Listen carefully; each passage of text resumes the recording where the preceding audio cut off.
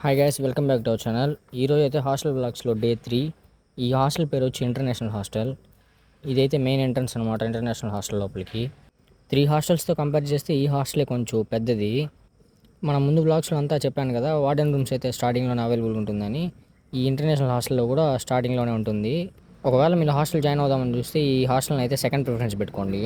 ఇంకా ఇదైతే కారిడార్, దీంతో కూడా 3 ఫ్లోర్స్ అయితే అవైలబుల్గా ఉంటాయి. ఇంకా ఈ హాస్టల్లో అయితే 4-in-1 అటాచ్డ్ విత్ 2 బాత్రూమ్స్ అయితే చూపించబోతున్నాను. ఇది కూడా యాజ్ ఇట్ ఈజ్ ఇంతకుముందు బ్లాగ్లో చూపించిన 4-in-1 అటాచ్డ్ విత్ 2 బాత్రూమ్స్ లాగే ఉంటుంది. రెండు అయితే సేమ్గానే ఉంటాయి. 4 బెడ్స్ సపరేట్గా ఉంటాయి. మళ్ళీ 4 కబోర్డ్స్ ఈచ్ పర్సన్కి సపరేట్గా ఉంటాయి. అలాగే 2 బాత్రూమ్స్ ఉంటాయి. ఏసీ రూమ్స్ బాగుంటాయా, నాన్ ఏసీ రూమ్స్ బాగుంటాయా అంటే నేనైతే ఏసీ రూమ్స్ అయినా చెప్తా. ఎందుకంటే ఫీజు ఏమంత డిఫరెన్స్ ఉండదు. నాన్ ఏసీకి ఏసీకి అయితే 10,000 అరౌండే ఉంటుంది. ఒకవేళ జాయిన్ అవుదామని చూస్తుంటే మాత్రం ఏసీ రూమ్స్ అయితే చూడండి. ఇంకా వీళ్ళకి ప్లే గ్రౌండ్స్ అన్నీ లోపలే అయితే ఉంటాయి. Okay, bye guys, meet you in hostel log day 4.